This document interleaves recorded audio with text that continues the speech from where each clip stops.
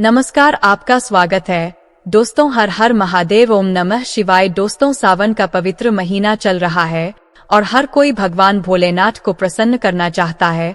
सभी की यह इच्छा होती है कि वे सावन में भोलेनाथ को खुश करके अपनी सभी मनोकामनाएं पूरी कर ले, लेकिन कई बार हम अनजाने में ऐसी गलतियां कर बैठते हैं जिससे भगवान शिव क्रोधित हो जाते हैं। यह तो आप सभी जानते हैं कि शिव जितने भोले हैं उनका क्रोध भी उतना ही विनाशकारी होता है। इसलिए यदि आपने या आपके घर में किसी ने व्रत रखा है या आप सावन को पूरे विधि विधान से मनाना चाहते हैं तो आज के इस वीडियो में बताए गए बातों को ध्यानपूर्वक सुने और समझे। सावन में कुछ ऐसे काम होते हैं जिन्हें करना वर्जित माना गया है। दोस्तों, अगर भोले बाबा की कृपा हो जाए तो काल भी आपका कुछ नहीं बिगाड़ सकता, क्योंकि महाकाल स्वयं कालों के भी काल है। अगर आप भी महादेव की कृपा पाना चाहते हैं तो सच्चे दिल से कमेंट बॉक्स में लिखें हर हर महादेव और ओम नमः शिवाय, और एक लाइक जरूर करें। सावन के सोमवार व्रत में क्या खाए क्या नहीं खाए, लहसुन प्याज का सेवन करें या नहीं, व्रत में नमक खाए या नहीं, पति पत्नी को दूरी क्यों बनानी चाहिए और कौन से रंग के कपड़े नहीं पहनने चाहिए, ये सभी महत्वपूर्ण बातें इस वीडियो में बताई गई है। सावन के दौरान कौन सी गलतियां नहीं करनी चाहिए और सावन के इस पवित्र महीने में कितने सोमवार पड़ेंगे और सावन की समाप्ति कब होगी, यह सब जानकारी आपको इस वीडियो में मिलेगी। सावन का महीना कोई साधारण महीना नहीं होता। यह महीना भक्तों के लिए विशेष प्रेम की सौगात लेकर आता है।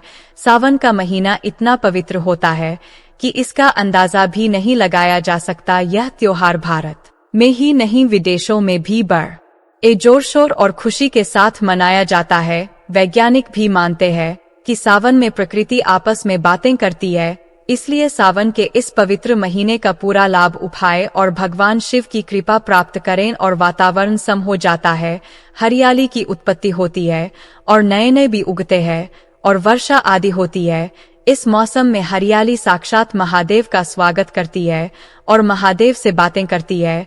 आपको बता दें, शास्त्रों में सावन सोमवार का व्रत जो भी महिला या पुरुष करते हैं तो वो व्यक्ति भगवान भोलेनाथ का सर्वाधिक प्रिय हो जाता है। ऐसे व्यक्ति को भगवान भोले बाबा अपनी शरण में ले लेते हैं। दोस्तों, सावन में कांवड़ यात्रा का क्या कहना, शास्त्रों के अनुसार माना जाता है कि सबसे पहले कांवड़ यात्रा भगवान परशुराम ने भगवान शिवा के समर्पित अपने कंधे पर उठाई थी और तभी से भगवान शिवा को प्रसन्न करने के लिए कांवड़ यात्रा की जाती है। दोस्तों, लेकिन क्या आप जानते हैं, सावन में 10 ऐसे नियम हैं जो आपको जानना बहुत ही आवश्यक है। अगर नियमों का पालन अगर आप अपने जीवन में नहीं करते हैं तो आपको भगवान शिवा के क्रोध का सामना करना पड़ सकता है। आपका पूरा परिवार गरीबी, निर्धनता और बर्बादी का सामना कर सकता है। आइए जानते हैं।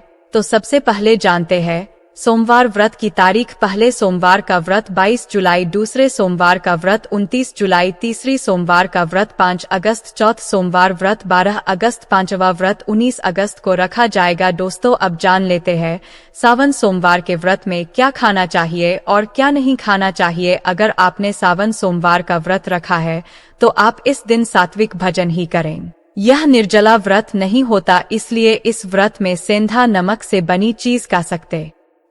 अगर आपने फल खाने पर संकल्प लिया है तो नमक भूल कर भी ना खाएं। आप फल वगैरह ही खाएं और कुछ मत खाना। व्रत में बाहर का गाने का जूस मत पीना, उसमें नमक पड़ा होता है। बाहर का जूस भी मत पीना, उनके बर्तनों में भी नमक पड़ा होता है और वो नमक आपके मुंह तक जाएगा तो आपका व्रत खंडित हो जाएगा। व्रत में डब्बा बैंड जूस नहीं पीना चाहिए, उसमें कई केमिकल पड़े होते हैं, से व्रत जाता है। दोस्तों, सावन में कई बार शुक्रवार का दिन पड़ जाता है तो खट्टा भूल कर भी मत होना, क्योंकि माता संतोषी इस दौरान जागृत अवस्था में हो जाती है, वो रुष्ट हो जाएगी और इस दिन आप पानी पूरी, इमली की चटनी वगैरह, खट्टे फल वगैरह जान अनजाने में भी मत खाना, क्योंकि इससे माता संतोषी क्रोधित हो जाएंगे। एक बार माता संतोषी रुष्ट हो गई तो आपको जिंदगी भर कष्ट भोगना पड़ेगा। माता रानी भोली है, पर सावन के महीने में जो भी शुक्रवार के दिन खट्टा खाता है उसे परेशानी और माता के क्रोध का सामना करना ही पड़ता है। सावन में साधारण नमक फलों पर लगाकर या अमरूद के बीच में भरकर भूल कर भी नहीं खाना चाहिए। आप सेंधा नमक फलों पर लगाकर खा सकते हैं। सावन के व्रत में चाय आप पी सकते हैं। लेकिन चाय में नमक मत डालना, इससे हड्डियां गाल जाती है। सावन के व्रत में दूध नहीं पीना चाहिए, इससे भगवान शिवा क्रोधित हो जाते हैं। सावन में हल्दी मिलकर दूध पीने से भयंकर श्राप लगता है। सावन में बच्चों को दूध पी करना चाहिए, पर घर में बड़ों को दूध नहीं पीना चाहिए। यदि सावन का व्रत अगर आपने मीठा रखा है तो आप खीर पराठा या दही पराठा खा सकते हैं। आप चाहे तो सेंधा नमक से बने आलू के पकवान खा सकते हैं। आलू की सब्जी कुत्तों के आटे की रोटी के साथ खा सकते हैं, लेकिन आटा ध्यान से देख ले, पुराने आटे में कीड़े पच जाते जिससे आपका व्रत खंडित हो सकता है। व्रतधारी को सावन सोमवार के व्रत में आटा, बेसन, मैदा, सत्तू, अन्य और अनाज का सेवन नहीं करना चाहिए। इसके अलावा अन्य किसी भी व्यक्ति को मांस, मदिरा, लहसुन, प्याज इत्यादि का भी सेवन नहीं करना चाहिए।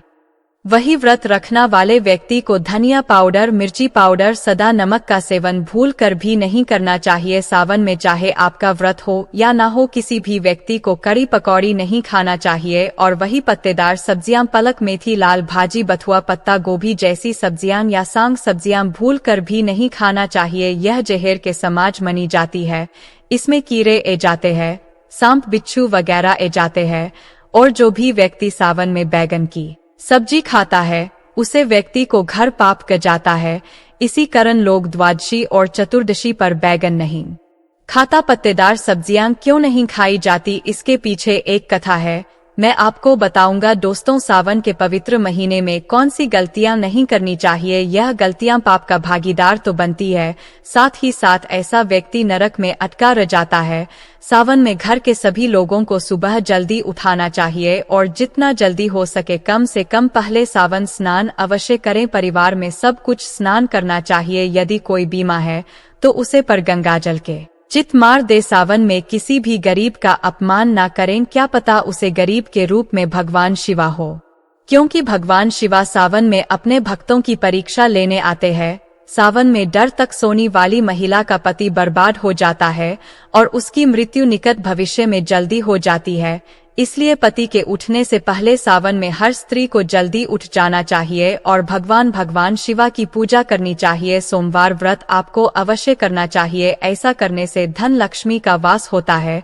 सावन में पति पत्नी को सहवास नहीं करना चाहिए। अगर आपने व्रत रखा है या आपकी पत्नी ने व्रत रखा है तो आप दूरी बनाकर रखें, क्योंकि इस दौरान भगवान शिवा की शरण में होता है। ऐसा व्यक्ति सावन में गान घर कल वस्त्र पहनकर मंदिर में नहीं जाना चाहिए। चाहे तो आप घर में कल वस्त्र पहन सकते हैं, लेकिन मंदिर में भूल कर भी मत जाना और ना ही व्रत में कल वस्त्र पहनना चाहिए। वैसे तो सावन में लहसुन प्याज नहीं खाना चाहिए, पर यदि आपका व्रत है तो उसे दिन पूरे परिवार को लहसुन प्याज से परहेज करना चाहिए। सावन के महीने में घर में गंदगी नहीं होना चाहिए, इससे प्रकृति नाराज हो जाती है। सावन में आपके घर का जो मंदिर है उसमें माचिस के खाली पड़े डिब्बे या माचिस नहीं रखना चाहिए। सावन में घर में किसी भी व्यक्ति को गाली नहीं देना चाहिए, चुगली आदि नहीं करना चाहिए। पत्नी को अपशब्द नहीं कहना चाहिए और ना सभी पति को अपशब्द कहना चाहिए, इससे भगवान शिवा आपको श्राप दे देते हैं।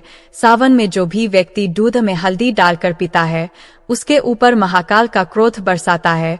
सावन में बाल, नाखून आदि नहीं काटना चाहिए, ये आपको पहले कर लेना चाहिए। कोई ज्यादा समस्या हो तो आप ऐसा कर सकते हैं, पर शिवाजी से क्षमा अवश्य मांग ले। सावन में शरीर पर तेल नहीं लगाना चाहिए। यदि आपका व्रत है तो आप शरीर पर तेल ना लगे। माता पिता का सम्मान करना चाहिए, क्योंकि माँ माता पार्वती और पिता भगवान शिवा को माना जाता है, इसलिए माता पिता में इन दोनों का वास होता है।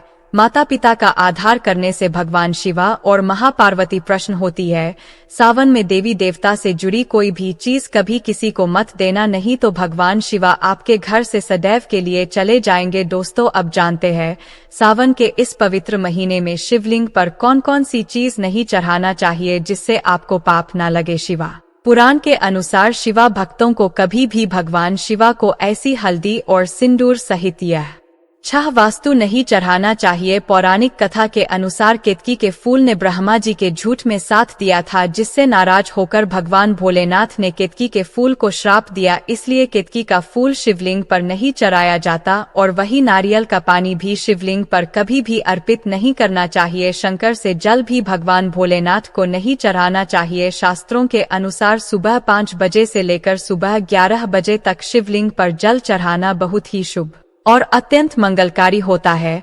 कभी भी शाम के समय शिवलिंग पर जल न चढ़ाई। शास्त्रों के अनुसार शिवलिंग पर काली मिर्च चढ़ाने से रोगन का नश होता है। इसके साथ ही सुख समृद्धि की प्रताप होती है।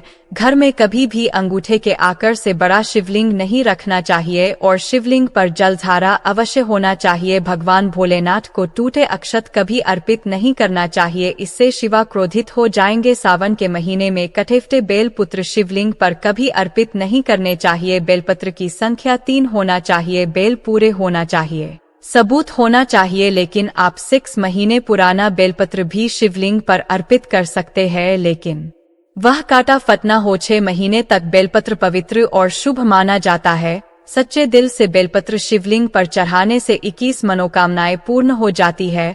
भगवान शिवा को दूध में पानी डालकर नहीं अर्पित करना चाहिए, इससे आपको फल भी इसी तरह ही मिलेगा। भगवान शिवा को 1 बूंद भी आप अर्पित कर सकते हैं, पर दूध शुद्ध होना चाहिए और आपका मां भी शुद्ध होना चाहिए। शास्त्रों के अनुसार पीतल के कलश से शिवलिंग पर दूध चढ़ाना सबसे उत्तम बताया गया है। धार्मिक कर्मकांड में पीतल के बर्तनों का विशेष महत्व बताया गया है। विवाह आदि के कार्यों में इसलिए पीतल के बर्तनों का प्रयोग किया जाता है। आपको बता दे, सोमवार को पीतल के कलश से ही शिवलिंग पर दूध से अभिषेक बताया गया है। स्टील और प्लास्टिक से बने बर्तन का प्रयोग न करें। शिवलिंग पर जल चढ़ते समय जल आपके पैरों के पास नहीं जाना चाहिए, अशुभ माना जाता है। उसे लंघन भी नहीं करना चाहिए, जिसे हम जलहरी कहते हैं। सावन में जल अपने घर का ही होना चाहिए। मंदिर से जल भरकर उसे मंदिर में ही अर्पित नहीं करना चाहिए, इससे आपका भाग्य खराब हो सकता है। दोस्तों, सावन में यदि आप यह एक चीज कर लेते हैं तो दुनिया की कोई भी ताकत आपको धनी होने से रोक नहीं पाएगी। मैं ईश्वर की सौगंध खाता हूँ कि अगर आपने सावन में यह चीज खा ली तो करोड़पति बनने से कोई नहीं रोक सकेगा, लेकिन इसे सच्चे दिल से ही करना है। आइए जानते हैं।